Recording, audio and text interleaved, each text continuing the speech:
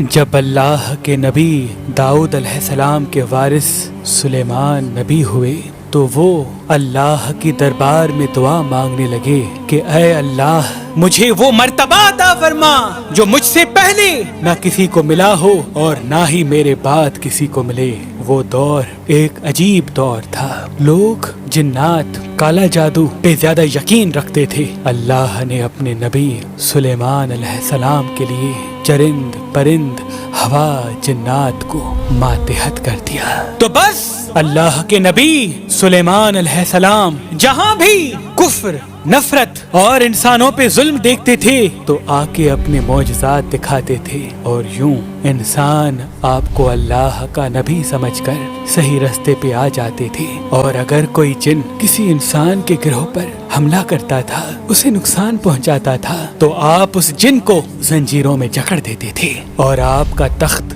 فضا اپنے کندھوں پہ اٹھائے پھرتی تھی، آپ آسمانوں میں پرواز کرتے تھے۔ تو ویسے ہی آپ آسمان میں پرواز کر رہے تھے، اتنے میں ایک جن آ کے آپ سے کہنے لگا کہ اے اللہ کے نبی، زمین پہ بابل کے پاس جنات کا ایک گروہ انسانوں پہ ظلم کرتا ہے، اور وہاں کے جن انسانوں میں حلول کرتے ہیں اور پھر انسانوں کو تکلیف دے کے یہ منواتے ہیں کہ ان کے پاس غیب کا علم ہے، اور یوں انسان بھی صراط مستقیم سے ہٹ رہے ہیں۔ جیسے ہی اللہ کے نبی سلیمان نے اس بات کو سنا تو آپ اپنے تخت کو بابل کی طرف موڑتے ہیں اور اس گروہ کے پاس آ کے کہتے ہیں، اے تکبر میں رہنے والو، اللہ سے ڈرو۔ وہ جنات کا گروہ حضرت سلیمان کی طاقت سے ناواقف تھا۔ اس میں سے ایک جن لیاب کہنے لگا، ہم کسی سے نہیں ڈرتے اور ہم اپنی مرضی چلاتے ہیں، اور اس کے قبائل کے کچھ جن حضرت سلیمان علیہ السلام کے تخت کے چاروں طرف سے آ جاتے ہیں اور کہتے ہیں، اگر تو واقعی سچا ہے تو ہمیں قید کر کے دکھا۔ تو بس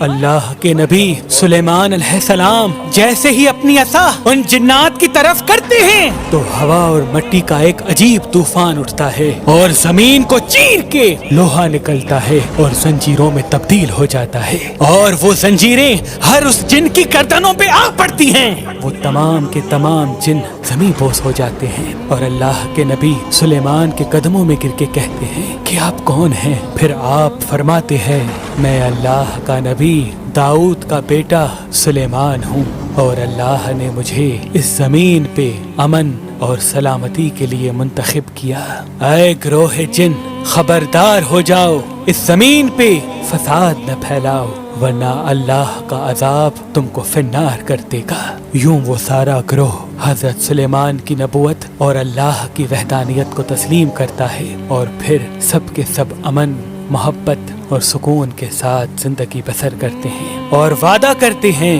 کہ کبھی بھی کسی بھی انسان کو تکلیف نہیں دیں گے۔